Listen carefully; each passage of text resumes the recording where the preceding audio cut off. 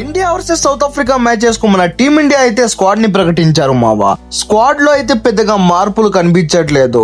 West Indies తో ఏ squad తో ఆడారో అదే స్క్వాడ్ కనిపిస్తున్నది మావా. కేవలం 2 చేంజెస్ ఉన్నాయి. ప్రసిద్ధి కృష్ణ ప్లేస్ లో ఆకాష్ దీప్ వచ్చాడు. ఇక biggest talking point Rishabh Pant is back. Rishabh Pant అయితే 3 నెలల తర్వాత టీంలోకి వచ్చాడు మావా. మళ్ళీ తను టీంలో ఉంటే ఎలాంటి విధ్వంసం చేస్తాడో మనందరికీ తెలుసు మావా. రిషబ్ పంత్ అయితే వైస్ కెప్టెన్ గా మన టీమిండియాలోకి జాయిన్ అయిపోయాడు మావా. India A versus South Africa ఏతో జరుగుతున్న మ్యాచ్ లో మన రిషబ్ పంత్ కెప్టెన్సీ చేస్తున్నాడు మావా. బ్రిలియంట్ కెప్టెన్సీతో మన టీమిండియాను గెలిపించాడు మావా ఫస్ట్ మ్యాచ్ లో. So Rishabh Pant is back. ఇక మన టీమిండియా స్క్వాడ్ ఎలా ఉందో చూద్దాం రాండి మావా. India squad versus South Africa.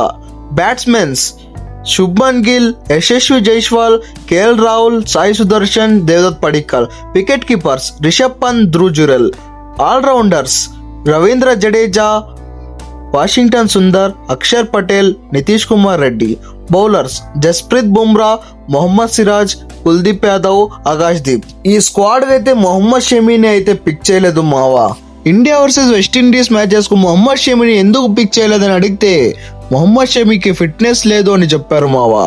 కానీ ఇప్పుడు డొమెస్టిక్ లో 3 మ్యాచెస్ లోనే 15 వికెట్స్ తీసాడు మావా. అయినా మొహమ్మద్ షమీని సెలెక్ట్ చేయలేదు. వై? వచ్చే సిరీస్ కు అయినా మొహమ్మద్ షమీని కన్సిడర్ చేస్తానని ఆశిస్తున్నాను మావా. ఈ స్క్వాడ్ ఎలా ఉందో కామెంట్ చేయండి. అలాగే ఈ స్క్వాడ్ లో ఇంకెవరైనా మిస్ అయ్యారా అది కూడా కామెంట్ చేయండి.